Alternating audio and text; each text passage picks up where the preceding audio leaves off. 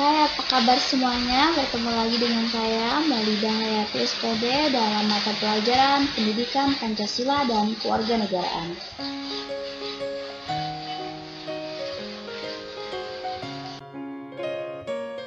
Pada video kali ini agak sedikit berisik karena di luar sedang terjadi hujan.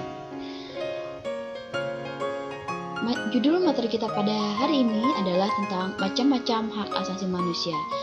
Sebelum pelajari apa saja macam-macam hak asasi manusia, sebenarnya hak asasi manusia itu terdiri dari 3 hal, yaitu hak atas hidup, hak untuk memiliki sesuatu, dan hak kemerdekaan.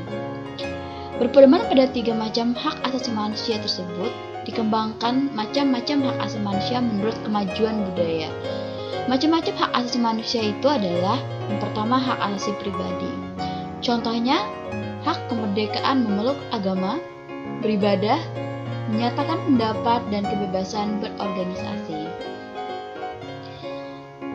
Ketika kita sholat, kita mempunyai agama, itu adalah hak asasi yang masuk dalam bidang hak asasi pribadi. Kemudian ada yang disebut juga hak asasi ekonomi.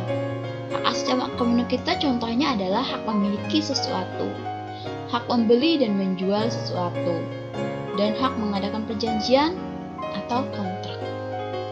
Hak kita memiliki sesuatu, misalnya hak memiliki rumah, hak memiliki tas, hak memiliki uang, itu adalah hak asasi manusia dalam bidang ekonomi. Tetapi hak kita miliki tersebut itu tidak boleh melanggar hak asasi manusia orang lain. Contoh misalnya kita mempunyai hak memiliki uang, tapi uang tersebut kita dapatkan dengan cara mencuri. Itu artinya kita memiliki hak dengan cara mengambil hak orang lain. Artinya kita tidak menjalankan kewajiban kita untuk menghormati hak asasi manusia orang lain. Itu tidak dibenarkan. Kita memiliki hak milik sesuatu, tapi kita dilarang keras untuk mengambil hak orang lain. Kemudian hak asasi politik. Hak asasi politik contohnya adalah hak memilih dan dipilih dalam pemilu, hak mendirikan partai, dan hak mengajukan petisi atau kritik. Berikutnya adalah hak asasi perlakuan, tata cara peradilan, dan perlindungan hukum. Contohnya apa sih? Ya, maksudnya di sini adalah hak kita itu perlakuannya, tata cara kita peradilan atau perlindungan hukum itu sama semuanya, itu adalah hak kita. Contohnya hak mendapatkan perlakuan yang wajar dan adil dalam penggeledahan. Hak berikutnya adalah hak asasi sosial dan kebudayaan. Contohnya adalah hak mendapatkan pendidikan. Seperti yang kalian rasakan saat ini, itu adalah hak asasi manusia milik kalian. Hak memilih pendidikan dan hak mengembangkan kebudayaan. Berikutnya hak persamaan hukum. Apa saja sih hak persamaan hukum itu? Salah satu contohnya adalah hak mendapatkan pengayoman dan perlakuan yang sama dalam keadilan, hukum, dan pemerintahan. Untuk menegakkan hak asasi manusia, pemerintah juga melakukan beberapa hal. Salah satunya itu adalah membentuk Komisi Nasional Hak Asasi Manusia. Keberadaan HAM sendiri atau Komnas HAM maksud saya, itu diatur dalam Undang-Undang RI Nomor 39 Tahun 1999 tentang Hak Asasi Manusia. Apa saja wewenang Komnas HAM? Komnas HAM berwenang untuk melakukan perdamaian pada kedua belah pihak yang sedang bermasalah. Berikutnya, wewenangnya adalah menyelesaikan masalah secara konsultasi maupun negosiasi. Yang 3, menyampaikan rekomendasi atas suatu kasus pelanggaran hak asasi manusia kepada pemerintah dan DPR untuk ditindaklanjuti. Misalnya nih ada terjadi kasus pelanggaran HAM. Nah, Komnas HAM berhak untuk merekomendasikan pelanggaran ini kepada pemerintah untuk ditindaklanjuti.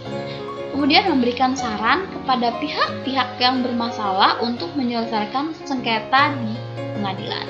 Jadi Komnas HAM ini bukan memutuskan permasalahan atau A dihukum, B dihukum, enggak, tapi lebih kayak ke konsultasi, mediasi, memberikan saran. Berikutnya adalah membentuk instrumen HAM. Apa sih instrumen HAM? Instrumen itu adalah, kalau instrumen sendiri itu adalah sebuah alat yang dijadikan untuk proses perlindungan penegakan HAM. Biasanya berupa peraturan-peraturan. Salah satu instrumen HAM yaitu Undang-Undang RI Nomor 39 Tahun 1999 tentang HAM serta Undang-Undang 1945 Bab 10 tentang Hak Asasi Manusia.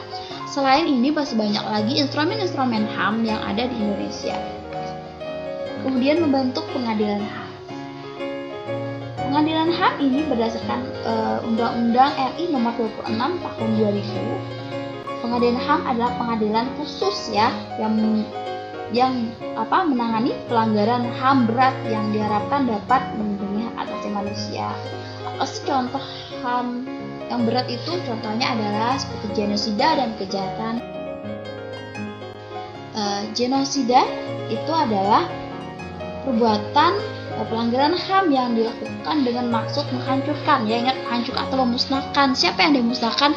Yaitu ada tujuannya, yaitu sekelompok bangsa atau ras atau kelompok etnis maupun agama dengan cara membunuh atau membuat anggota kelompok menjadi cacat mental. Jadi ada tujuannya, bukan ke sembarang warga, tapi ada tujuannya. Misalnya kayak di Indonesia, apa yang yang disasar adalah suku Banjar, atau yang dimusnahkannya adalah suku Batak. Nah, itulah yang dimaksud dengan genosida. Tapi kalau secara meluas, tidak memandang suku dan sebagainya, pelanggaran HAM-nya itu bukan genosida. Contoh di luar negeri ini pernah terjadi pembantaian yang dilakukan oleh rejim Saddam Hussein Irak terhadap bangsa Kurdi. Jadi yang hanya bangsa Kurdi ya yang mau dibantai atau dimusnahkan. Itu termasuk contoh dari genosida. Kemudian kejahatan terhadap kemanusiaan. Ini adalah satu perbuatan yang dilakukan sebagai bagian dari serangan yang meluas dan sistematik dan ditunjukkan itu kepada penduduk sipil, tidak memandang itu rasnya apa, ya. Berupa pembunuhan, pengusiran secara paksa, perbudakan atau penganiayaan. Jadi tujuannya adalah kepada warga sipil. Ingat ya, warga sipil ini ya pokoknya warga sipil, nggak memandang kayak ras atau agamanya atau apa. Kalau bertujuan tadi, misalnya yang mau dimusnahkan itu adalah ras atau suku atau agama tertentu, itu namanya genosida.